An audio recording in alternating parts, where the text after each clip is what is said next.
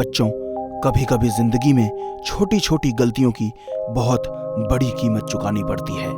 यह गलतियां अक्सर लापरवाही से पैदा होती हैं, जिसमें जान भी जा सकती है। ऐसी ही गलती रागिनी ने की थी, जो मध्य प्रदेश के बियाबान जगह पर आदिवासियों के विकास के लिए काम कर रही थी। अचानक उसे फोन आया कि उसके पिता की तबीयत खराब है, तो जल्दबाजी में ऑनलाइन टिकट बनाने बैठ गई। वो रात अमावस्या की रात थी। टिकट हो गई। टिकट हो जाने से वो खुश थी, क्योंकि उसे यह नहीं पता था कि रात में रेलवे की साइट से टिकट बुक नहीं होती, लेकिन उसकी कंफर्म टिकट बुक हो चुकी थी। Chambal express, coach number X13, time 2 AM। सिर्फ 2 घंटे हैं, मुझे तुरंत निकलना होगा। रागिनी जितनी तेजी से अपना लगेज तैयार कर सकती थी, करके 1 घंटा साइकिल चलाकर स्टेशन पर पहुंच गई। 2 बजने ही वाले थे। ओह गॉड, यहाँ मेरे अलावा तो कोई है ही नहीं। अगर पापा की तबीयत खराब नहीं हुई होती तो मैं कभी इतनी रात में यहाँ नहीं आती। ये कौन सी ट्रेन खड़ी है? ये तो मेरी ही ट्रेन है, कोच भी मेरा है।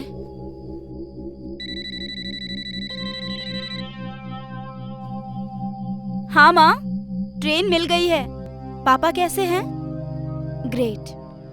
हाँ, मैं 12-1 बजे तक पहुंच जाऊंगी। रखती हूँ माँ, ट्रेन में चढ़ रही हूँ। वाओ, सीट का नंबर भी तेरा है। किसी के लिए लकी, किसी के लिए अनलकी। गॉड नोज मेरे लिए क्या होगा।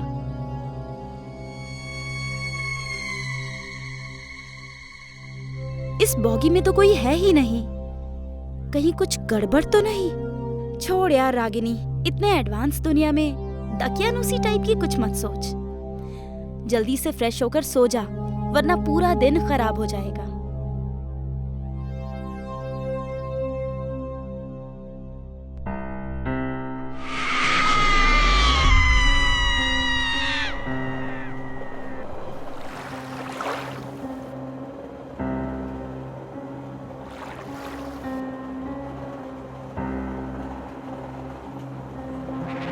आप कौन हैं?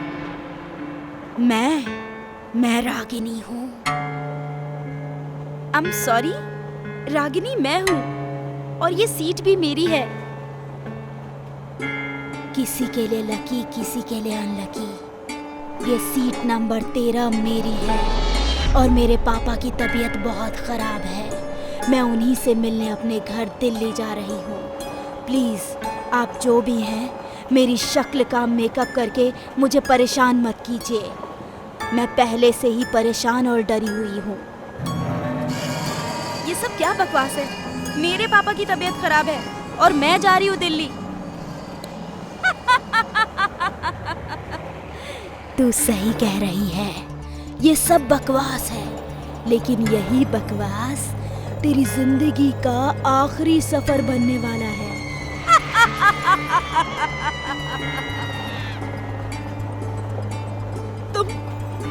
तुम कौन? ये मैं हूँ।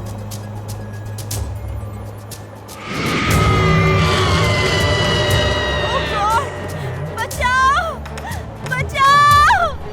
इस ट्रेन पर मेरा अधिकार है रागिनी।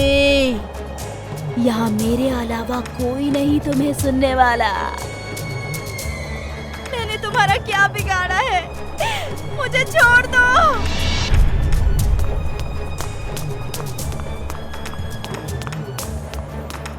बिगाड़ा तो मैंने भी किसी का कुछ नहीं था, लेकिन इस डिब्बे में जब आग लगी थी तो मेरी मदद करने कोई नहीं आया था।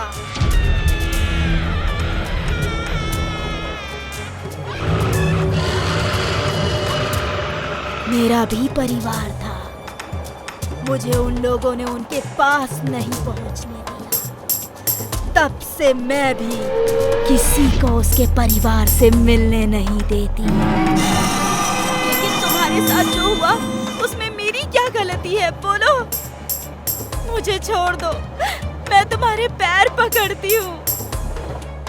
तुझे इतनी आसानी से मरने नहीं दूंगी। तूने इस डिब्बे में आकर बहुत बड़ी गलती की है। मुझे मारने से पहले ये तो सोच लो कि तुम्हारे मरने के बाद तुम्हारे पेरेंट्स कितने दुखी हुए होंगे। क्या तुम ये चाहती हो कि किसी और के पेरेंट्स भी लगातार इसी तरह दुख में जिए और उनके बच्चे को मारने वाले को वो कोसते रहे और तुम यूं ही भटकती रहो? बोलो, क्या ये खूनी सिलसिला यूं ही चलता रहेगा? तुम्हारी मौत की कीमत कितने इंसानों की जान है? बोलो बोलो। एक्सक्यूज मी, हेलो, उठिए उठिए। वो कहाँ है? कौन कहाँ है? नहीं, कुछ नहीं। पर इतनी सुबह तुम यहाँ इस वीरान स्टेशन पर क्या कर रही हो? मेरी ट्रेन थी रात की, चंबल एक्सप्रेस। क्या मैं आपकी टिकट देख सकता हूँ?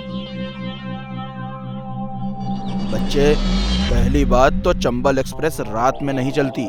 वो इस स्टेशन पर दोपहर 2 बजे आती है और बोगी X13 को पिछले 13 साल से ट्रेन में नहीं जोड़ा जाता, क्योंकि उसमें कविता नाम की एक लड़की शॉर्ट सर्किट की वजह से जलकर मर गई थी। मेरे ख्याल से किसी टेक्निकल एरर के चलते आपकी टिकट पर गलत टाइम और X13 प्रिंट हो गया है। मैं ठीक करवा देता हूँ।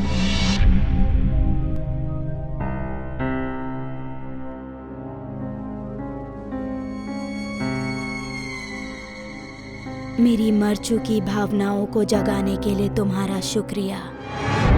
अब किसी का फैमिली मेंबर X13 में चढ़कर नहीं मरेगा। मेरे पेरेंट्स भी दिल्ली में रहते हैं, करोल बाग 12/26 में।